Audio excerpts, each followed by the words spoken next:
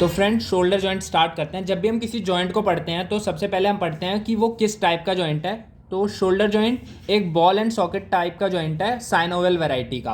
और उसके बाद हमें पढ़ने हैं इसके आर्टिकुलर सर्फेसिस, मतलब कौन से सर्फेसिस कांटेक्ट में आते हैं जिसकी वजह से जो जॉइंट है उसका फॉर्मेशन होता है। तो इसमें glenoid cavity of scapula, scapula में एक कैविटी होती है जिसको हम बोलते हैं ग्लिनॉइड कैविटी, वो और हेड ऑफ ह्यूमरस, ये दोनों कांटेक्ट में आते हैं। तो ये दोनों आर्टिकुलर सर्फेसिस हैं which leads to the formation of shoulder joint.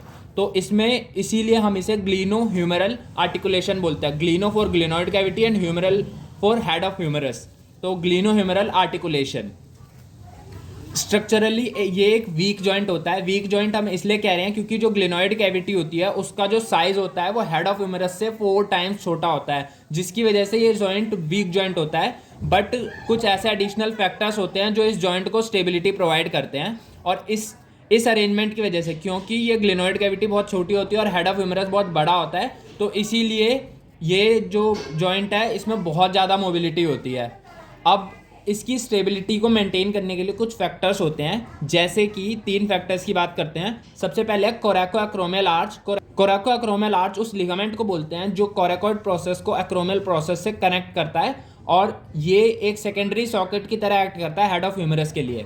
दूसरा है मस्कुलर टेंडिनियस कफ। मस्कुलर टेंडिनियस कफ शोल्डर जॉइंट को पूरे तरीके से अपने कवर में रखता है, और इसमें 4 मसल टोटल होती हैं: सुप्रास्पाइनेटस, इंफ्रास्पाइनेटस, टीरिस माइनर और सबस्कैपुलरिस। और इसको rotator cuff of the shoulder भी कहते हैं। ये बहुत ही इंपॉर्टेंट होता है शोल्डर जॉइंट की स्टेबिलिटी के लिए।